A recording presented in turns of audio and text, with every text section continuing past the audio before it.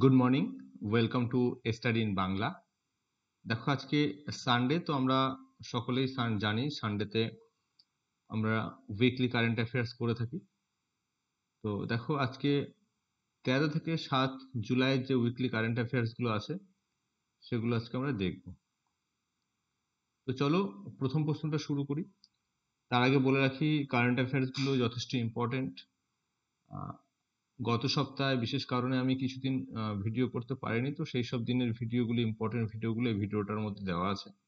তো তোমরা সকলেই মন দিয়ে এই ভিডিওটা দেখবে এবং পুরো ভিডিওটা শেষ করবে আর ভিডিওর নোটসটা রেডি করবে। ওকে, চলো প্রথম প্রশ্ন দেখি। বলছি, সুরিনাম এর প্রথম মহিলা রাষ্ট্রপতির নাম কি?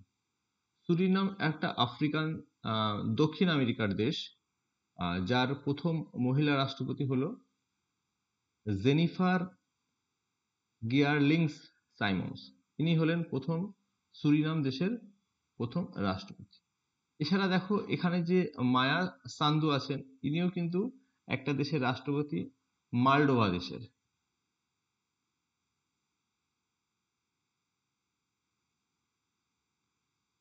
মালডোভার রাষ্ট্রপতি হচ্ছে মায়া সান্দু।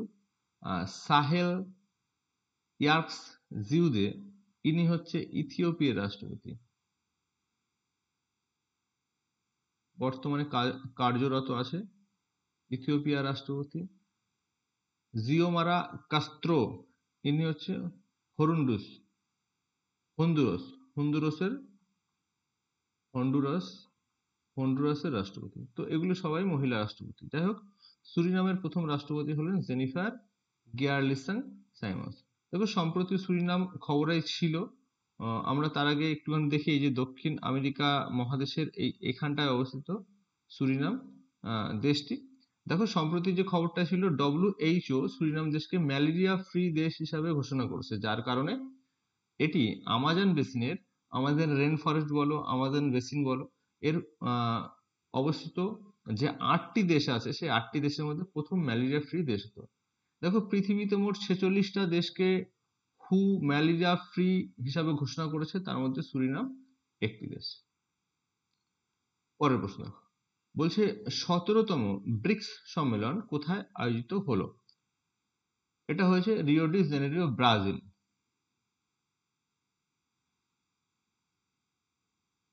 ব্রাজিলে এটা আয়োজিত হয়েছে। দেখো 17তম ব্রিক্স সম্মেলন এটা অনুষ্ঠিত হয়েছে ব্রাজিলের রিও ডি জেনেরিওতে 2025 সালের 6 জুলাই ধরে এই সম্মেলনটি চলেছিল। 2025 সালের 1 জানুয়ারি থেকে ব্রাজিল ব্রিক্সের সভাপতিত্ব দায়িত্ব পালন করছে।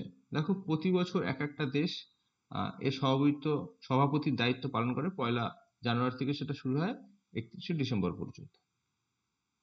17তম সম্মেলনের মূল স্লোগান, মানে এই যে ব্রিক্স সম্মেলনটা হলো, তার মূল স্লোগান ছিল inclusive and sustainable global south, অন্তর্ভুক্তিমূলক এবং টেকসই গ্লোবাল সাউথ এর স্লোগানটা ছিল। দেখো এই ব্রিক্স সম্মেলনের যেসব বিষয় সম্পর্কে বছর আলোচিত হয়েছে, সেগুলো হচ্ছে বৈশ্বিক শাসনের সংস্কার, সন্ত্রাসবাদ, অর্থনীতি ও বাণিজ্য, জলবায়ু পরিবর্তন এবং কৃত্রিম বুদ্ধিমত্তা মানে AI। দেখো এই যে প্রধান আলোচ্য বিষয়গুলো, বেশিরভাগ বহুপাক্ষিক যে সমস্ত সংস্থা পৃথিবীতে আছে, তাদের বিভিন্ন বৈঠকের আলোচ্য বিষয়ের মধ্যে গুরুত্বপূর্ণ বা মূল বিষয়গুলো কিন্তু এইগুলোই থাকে।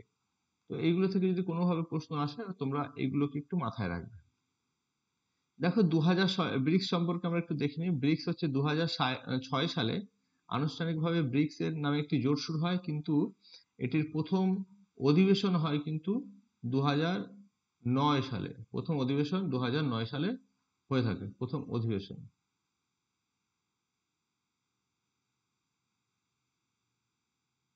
তাই অফিসিয়ালি 2009-কেই কিন্তু ব্রিক্স এর আনুষ্ঠানিক সূচনা বলা যেতে পারে, কিন্তু এটা প্রতিষ্ঠিত হয়ে গেছিল 2006 সালে। তখন এর নাম ছিল ব্রিক। 2010 সালে সাউথ আফ্রিকা, দক্ষিণ আফ্রিকা এই জোটে যোগ দেয় এবং এর নাম হয়ে যায় কি ব্রিক্স। বর্তমানে এই জোটের মোট 11টি সদস্য রাষ্ট্র আছে, এর মধ্যে মূল প্রধান রাষ্ট্রগুলি হচ্ছে ব্রাজিল, রাশিয়া, ভারত, চীন এবং দক্ষিণ আফ্রিকা। এবং নতুন যে সদস্যগুলো আছে 6টি সদস্য, তারা হচ্ছে মিশর, ইথিওপিয়া, ইরান, সৌদি আরব, সংযুক্ত আরব আমিরাত এবং ইন্দোনেশিয়া। ইন্দোনেশিয়া হচ্ছে সর্বশেষ ব্রিক্স সদস্য দেশ। এবার দেখো পরের প্রশ্নটা দেখো, বলছে সম্প্রতি কোন দেশ এনডিবি নিউ ডেভেলপমেন্ট ব্যাংক এর সদস্য হলো? এটা কোন দেশ বলতে দুটো দেশ হয়েছে একসাথে, এটা হয়েছে কলম্বিয়া এবং উজবেকিস্তান, একসাথে পরপর দুটো দেশ হয়েছে। নিউ ডেভেলপমেন্ট ব্যাংক এনডিবি এর সর্বশেষ সদস্য দেশ হচ্ছে কলম্বিয়া এবং উজবেকিস্তান। কলম্বিয়া হচ্ছে 10 নম্বর, উজবেকিস্তান হচ্ছে 11 নম্বর দেশ। 2025 সালে 6 জুন এই দুটি দেশ আনুষ্ঠানিকভাবে এনডিবি তে যোগদান করে। এর ফলে এনডিবি এর মোট সদস্য দেশ হলো 11। এর আগে 2025 সালে মে মাসে আলজেরিয়া এনডিবি সদস্য পদ লাভ করেছিল। দেখো এনডিবি সম্পর্কে আমরা যদি জানি তাহলে কি হবে, এনডিবি মূলত ব্রিক্স জোটের 5টি সদস্য দেশ দ্বারা প্রতিষ্ঠিত একটি ব্যাংক, যেটি অবকাঠামোমূলক উন্নতির জন্য প্রতিষ্ঠা করা হয়েছিল। এই ব্রিক্স দেশগুলো অন্তর্ভুক্ত দেশগুলোর অবকাঠামোমূলক উন্নতির জন্য এটি প্রতিষ্ঠিত হয়েছিল। 2014 সালে ব্রাজিলের ফর্তালেসাতে অনুষ্ঠিত 6ষ্ঠ ব্রিক্স সম্মেলনে এনডিবি চুক্তি স্বাক্ষরিত হয় এবং 2015 সালে ব্যাংককে আনুষ্ঠানিকভাবে কার্যক্রম শুরু হয়। তাহলে দেখো এনডিবির সদর দপ্তরটা কোথায়? চীনের সাংহাইতে অবস্থিত এবং এনডিবির বর্তমান প্রেসিডেন্ট হচ্ছেন ব্রাজিলের দিলামা ভানা রুসেফ, বর্তমান এনডিবির প্রেসিডেন্ট। পরে দেখো প্রশ্নটা 4 নম্বর প্রশ্ন, বলছে বিশ্ব ব্যাংকের সর্বশেষ রিপোর্ট অনুযায়ী world bank most equal country মানে সমান দেশ এর পরিসংখ্যানে, যেটাকে আমরা গিনি ইন্ডেক্স বলি, ভারতের স্থান কত? মোস্ট ইকুয়াল কান্ট্রি, যেহেতু ব্যাংক সবসময় টাকা পয়সার বিষয় নিয়ে আমরা কাজ করে আমরা বুঝি, তো বিশ্ব ব্যাংকের যে রিপোর্ট সেটা হচ্ছে এই মোস্ট ইকুয়াল। এই ইকুয়াল শব্দটা এখানে ব্যবহার করা হয়েছে ধনী এবং গরিবের মাঝখানে সমতা। ধনীর ইনকাম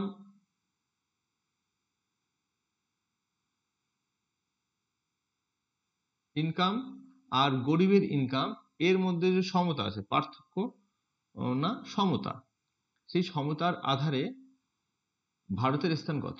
এখানে বিশ্ব ব্যাংক ভারতের স্থান দিয়েছে 4র্থ। এটা শুনে আমাদের সত্যি অবাক লাগে যে ভারতবর্ষের ধনী যারা তারা কত পয়সা ইনকাম করে এবং গরিবরা কত পয়সা কম ইনকাম করে, তা সত্ত্বেও এটা একটা পরিসংখ্যান এসছে। তো যাই হোক, বিশ্ব ব্যাংকের পরিসংখ্যান, এটা যেহেতু পরিসংখ্যান আমাদের পড়তে হবে, জানতে হবে। এটা হচ্ছে গিনি ইন্ডেক্স 2025, তাতে ভারতের স্থান হচ্ছে 4র্থ। দেখো গিনি ইন্ডেক্স 1912 সালে ইতালির পরিসংখ্যানবিদ কোরোডো গিনি দ্বারা চালু করা হয়েছিল। এই যে 2025-এর যে ইন্ডেক্সটা এসেছে, গিনি ইন্ডেক্স 2025-এর, তাতে প্রথম দেশ হচ্ছে স্লোভাক প্রজাতন্ত্র, দ্বিতীয় হচ্ছে স্লোভানিয়া, তৃতীয় হচ্ছে বেলারুশ এবং চতুর্থ হচ্ছে ভারত। যাদের বলতে চাইছে যে এদের ধনী গরিবের যে সমতা সেটা সমান, ইনকামের সমতা। পরের প্রশ্ন দেখো, সম্প্রতি চর্চিত কালাদান প্রজেক্ট ভারত এবং কোন দেশের মধ্যে দ্বিপাক্ষিক একটি প্রজেক্ট? দেখো কালাদান প্রজেক্ট খুবই ইম্পর্টেন্ট একটা প্রজেক্ট ভারতীয় দৃষ্টিকোণ থেকে এবং পরীক্ষার দৃষ্টিকোণ থেকে তো অবশ্যই। এটা হচ্ছে ভারত এবং মায়ানমারের একটা প্রজেক্ট।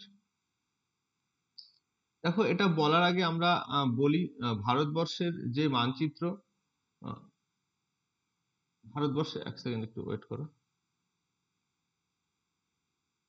ভারতবর্ষের যে মানচিত্র, তাতে এই পূর্ব দিকটা, এখানে যে চিকেন নেকটা আছে, সেই চিকেন নেকটা নিয়ে সবসময় সর্বদা ভারতের একটা সমস্যা হয়ে থাকে। বিভিন্ন দেশ, বাংলাদেশ এবং চীন, এই চিকেন নেকের উপর দৃষ্টি দিয়ে রাখে সবসময়, যাতে এই চিকেন নেকটা বিভাজন করতে পারলে ভারতীয় পূর্ব ভারতের যে উত্তর পূর্ব ভারতের যে 8টি রাজ্য আমাদের আছে সেগুলোকে ভারত থেকে আলাদা করা সম্ভব, এরকম একটা পরিকল্পনা চীন এবং বাংলাদেশ সবসময় করেই থাকে। তো এই সমস্যা থেকে আহ উত্তর পূর্ব ভারতকে রক্ষা করার জন্য একটা পরিকল্পনা করা হয়েছে, সেটা হচ্ছে কালাদান প্রজেক্টের মাধ্যমে সম্পন্ন হবে। এই কালাদান প্রজেক্টের পুরো নামটা কি? Kaladan multi model transit transport project, যেটা হচ্ছে ভারত এবং মায়ানমারের একটি যৌথ প্রজেক্ট। এটা কি হচ্ছে? এই প্রকল্পের মূল উদ্দেশ্য হলো ভারতের ভূখণ্ডকে সমুদ্র, নদী এবং সড়কপথের মাধ্যমে উত্তর পূর্ব ভারতের রাজ্যগুলি, বিশেষ করে মিজোরাম সঙ্গে সরাসরি যুক্ত করা। দেখো কি বলেছে, কিভাবে যাবে? সমুদ্রপথে একটা হবে ভারতের হলদিয়া, কলকাতা হলদিয়া বন্দর থেকে বঙ্গোপসাগর হয়ে মায়ানমারের সিও, এটা সিও না, সিত্তে বন্দর পর্যন্ত 539 কিমি একটা সমুদ্রপথ করা হবে, যেখান থেকে ভারতবর্ষের সমস্ত মাল সমুদ্রপথে এই বন্দরে গিয়ে পৌঁছবে। এরপরে সিত্ত বন্দর থেকে কালাদান নদী, যার নাম অনুসারে এই প্রকল্প, ব্যবহার করে মায়ানমারের পালেটোয়া শহর পর্যন্ত 158 কিমির অভ্যন্তরীণ জলপথ ব্যবহার করা হবে, যার মধ্যে এইসব জাহাজের মালটালগুলো যেগুলো এই বন্দরে পৌঁছবে সেগুলো এই নদীপথে এখানে নিয়ে যাওয়া হবে পালাটোয়া শহরে। এবং সেই পালাটোয়া শহর থেকে সড়ক পথে ভারতের মিজোরামের জেরিনপুই 108 কিমি পর্যন্ত একটি সড়ক নির্মাণ করা হবে। এইভাবে এইটা ভারতবর্ষ থেকে মিজোরাম পর্যন্ত ভারতীয় পণ্যগুলোকে নিয়ে যাওয়া হবে। এই প্রকল্পটা 2027 সালের মধ্যে সম্পূর্ণ হওয়ার একটা কথা আছে। প্রজেক্টটা এখন চলছে। মিজোরামের সিত্ত বন্দর ইতিমধ্যে প্রস্তুত করা হয়ে গেছে এবং মায়ানমারের মিজোরামের সড়ক পথ সংযোগ কাজ চলছে। তো এই হচ্ছে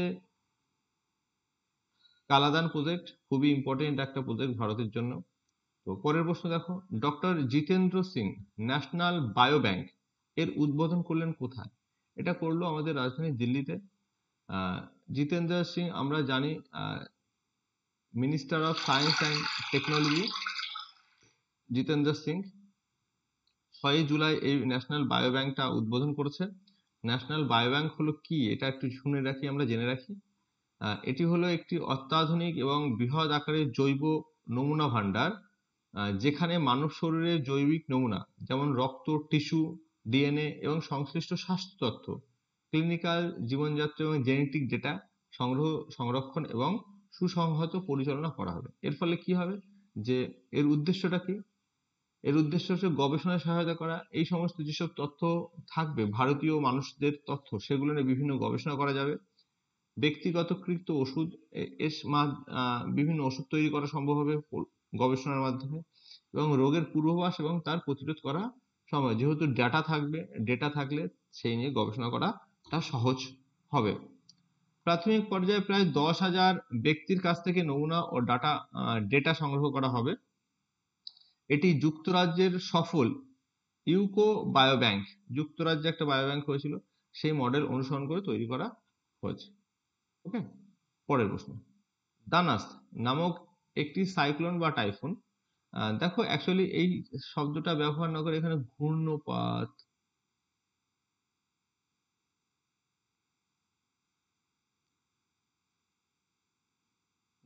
ব্যবহার করা সব থেকে ভালো ছিল। নামক ঘূর্ণবাত কোন দেশকে প্রভাবিত করেছে? এটা প্রভাবিত করেছে তাইওয়ানকে। আমরা জানি ট্রপিক্যাল সাইক্লোন দানাস প্রভাবিত করেছে তাইওয়ান এবং ফিলিপিন্স দেশকে। সাইক্লোন মানে অ্যাকচুয়ালি আসলে ঘূর্ণপাত। দক্ষিণ চীন সাগরে এটি সংঘটিত হয়েছে। দেখো সাইক্লোন কি, এই যে ঘূর্ণপাতগুলো, এগুলো বিভিন্ন স্থান ভেদে নাম আলাদা হয়, সেটাই এখানে বলছি। সাইক্লোন নাম কখন হয় বা কোথায় বলা হয় সাইক্লোনকে? বলছে ভারত মহাসাগর এবং দক্ষিণ প্রশান্ত মহাসাগরের কিছু অংশে ব্যবহৃত হয় সাইক্লোন শব্দটি। মানে এই অঞ্চলে যদি ঘূর্ণবাত আসে সেটাকে আমরা সাইক্লোন বলি। যেমন কোথায় কোথায় বাংলাদেশ, ভারত, মায়ানমার, শ্রীলঙ্কা, এখানে এই সাইক্লোন শব্দটা ব্যবহার করা হয়। হারিকেন কোথায় করা হয়? বলছে আমেরিকা মহাদেশের আশেপাশে হারিকেন শব্দটা ব্যবহার করা হয়। সাধারণত উত্তর আমেরিকা, বিশেষ করে মার্কিন যুক্তরাষ্ট্র, মেক্সিকো ও ক্যারিবিয়ান দ্বীপপুঞ্জে হ্যারিকেন ব্যবহার করা হয়। টাইফুন টাইফুন শব্দটি এশিয়া মহাদেশের পূর্ব এবং দক্ষিণ পূর্ব অংশে ব্যবহৃত হয়। এটি সাধারণত প্রশান্ত মহাসাগরীয় উত্তর পশ্চিম প্রশান্ত মহাসাগরীয় অঞ্চলের অন্তর্ভুক্ত, যেখানে চীন, জাপান, ফিলিপিন্স, ভিয়েতনাম, তাইওয়ান এখানে সব টাইফুন ইউজ করা হয়, শব্দটা ব্যবহার করা হয়। তো এই শব্দগুলো একটু মাথায় রাখবে, কোথায় কোনটা ব্যবহৃত হয়। এটা কিন্তু পরীক্ষায় এসেছে। এই কোশ্চেনটা, এই হ্যারিকেনেরটা আমাদের পরীক্ষা, আমরা যে বছর পরীক্ষা দিয়েছিলাম সেই বছরই এসেছিল, যে আমেরিকা মহাদেশে ক্যারিবিয়ান দ্বীপপুঞ্জ অঞ্চলে সংঘটিত ঘূর্ণপাতকে কি বলা হয়। এটা আমাদের প্রশ্নতে এসেছিল। পরের প্রশ্ন দেখো, ভারতের প্রথম দেশীয় ডাইভিং সাপোর্ট শিপ এর নাম কি? এর নাম হচ্ছে আইএনএস নিস্তার। তো তোমাদের আগের দিন আমি এটা বলেছিলাম যে ডাইভিং মানে সমুদ্রে গোতাখোর বা সমুদ্রে ডুবুরিদের যে সমুদ্রে যাওয়া, সেটাকে ডাইভিং বলা হয়। এই ডাইভিং এর সাপোর্টের জন্য যে শিপটা হচ্ছে সেটা হচ্ছে নিস্তার শিপ। এটা ডিপ সি মিশনের অন্তর্গত একটা ডিপ সি মিশনের অন্তর্গত এই নিস্তার জাহাজটি ব্যবহার করা হবে বা এটা তৈরি করা হয়েছে এই মিশনের দিকে নজর রেখে। হিন্দুস্তান শিপইয়ার্ড লিমিটেড দ্বারা এই জাহাজটি তৈরি করা হয়েছে এবং 8ই জুন বিশাখাপত্তনমে ইন্ডিয়ান নেভিকে এটি হস্তান্তর করা হয়েছে। সরি, এর দৈর্ঘ্য হচ্ছে 118 মিটার এবং ওজন হচ্ছে 10,000 টন। দেখো, ক্রুজ ভারত মিশন এ যুক্ত হওয়া প্রথম রাজ্য কোনটি? এটি হচ্ছে গুজরাট। ক্রুজ ভারত মিশন হচ্ছে ক্রুজ ট্যুরিজম কে গুরুত্ব দেওয়ার জন্য বা বৃদ্ধি পাওয়ার জন্য এই মিশনে গুজরাট যোগ দিল। এই মিশনটি কেন্দ্রীয় সরকারের একটা ট্যুরিজমকে উন্নতি করার প্রচেষ্টা, যা 30 সেপ্টেম্বর 2024 সালে কেন্দ্রীয় বন্দর, জাহাজ এবং জলমন্ত্রী শ্রী সর্বানন্দ সোনোয়াল উদ্বোধন করেছিলেন। দেশকে গ্লোবাল ক্রুজ ট্যুরিজম হাব বানানো হচ্ছে এই মিশনের প্রধান লক্ষ্য। পরের প্রশ্ন দেখো,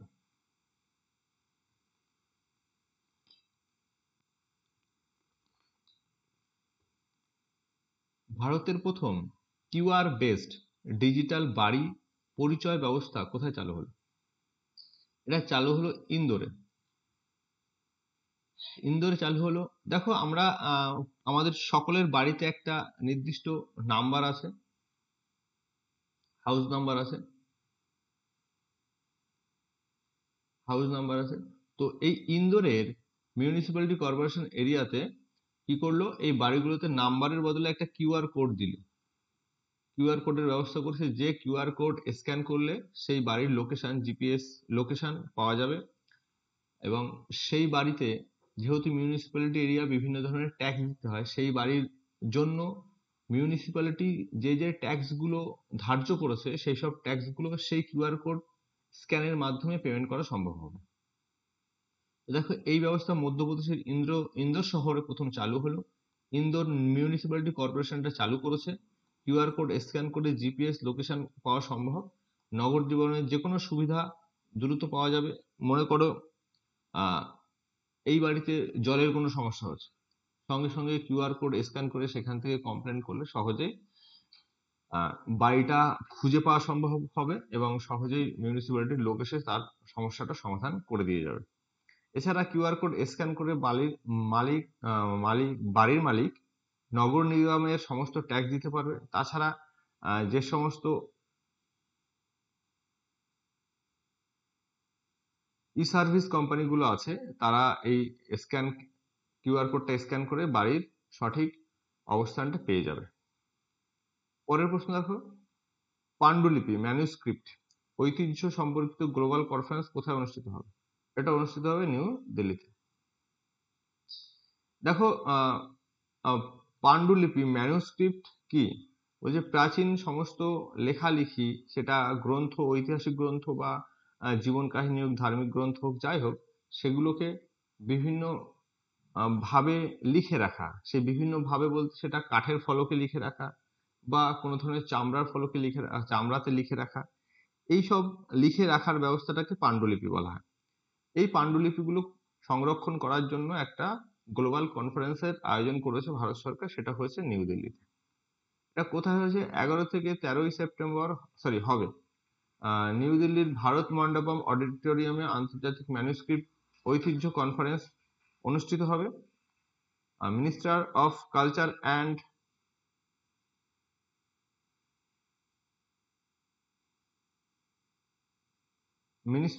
মিনিস্ট্রি অফ কালচার এটার আয়োজন করবে।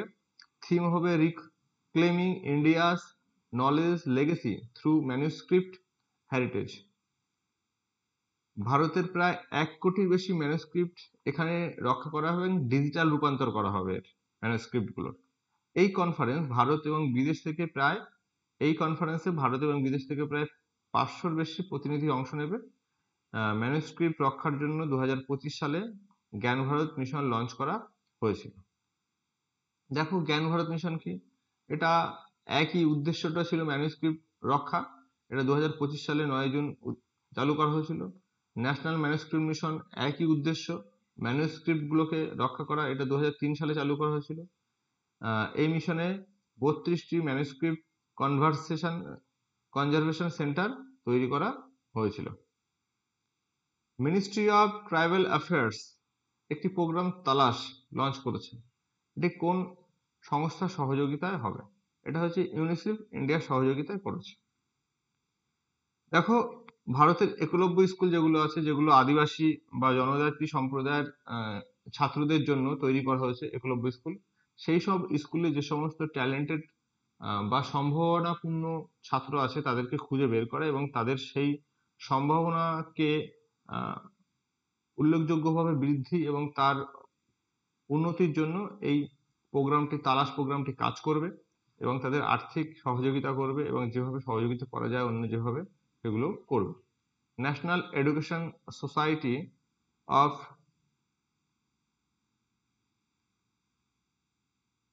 Tribal student ministry of tribal affairs national education society for tribal students NESTS এবং মিনিস্ট্রি অফ ট্রাইবাল অ্যাফেয়ার্স, এই দুটো সংস্থা ইউনিসেফ ইন্ডিয়ার সঙ্গে যৌথ প্রচেষ্টায় এগুলো প্রোগ্রামটি লঞ্চ করেছে।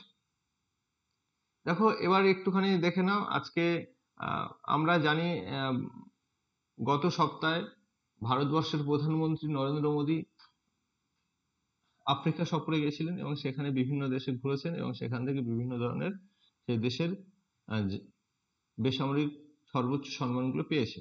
তো মোট এই পর্যন্ত 27টা সম্মান নরেন্দ্র মোদী পেয়েছে, তার মধ্যে গত সপ্তাহে পেয়েছে 3টে এবং গত মাসে পেয়েছে একটা সাইপ্রাসে।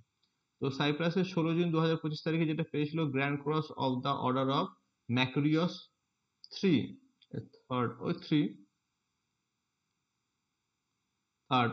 পেয়েছিল সম্মান। ঘানাতে 2রা জুলাই 2025 তারিখে পেয়েছে the officer of the order of the star of Ghana. Trinidad ও তোবাগোতে 4 জুলাই পেয়েছে the order of the republic of Trinidad and Tobago এবং 9 জুলাই 2025-এ নামিবিয়া সফরে গিয়ে সেখান থেকে পেয়েছে order of the most ancient Welwitschia mirabilis. এই ওয়েলউইচিয়া হচ্ছে নামিবিয়ার একটা ফুল, সেই ফুলের নাম অনুসারে এই অর্ডারটা দেওয়া হয়েছে, দেশের সর্বোচ্চ সম্মান। ওকে, তো এই ছিল আজকের কারেন্ট অ্যাফেয়ার্স গুলো। তোমরা খুবই মন দিয়ে এগুলো পড়ো, দেখো এবং ভিডিওটা যদি ভালো লাগে তাহলে একটা লাইক করে দিও, সাপোর্ট করো। যদি কোনো সমস্যা থাকে, কোনো সাজেশন থাকে, কোনো প্রশ্ন থাকে, জিজ্ঞাসা থাকে, অবশ্যই কমেন্ট করে জানাবে এবং আমার চ্যানেলটাকে সাবস্ক্রাইব করে দেবে, বেল আইকনটা প্রেস করবে যাতে ভিডিওগুলো সবার আগে তোমার কাছে পৌঁছায়। থ্যাংক ইউ, ভালো থেকো।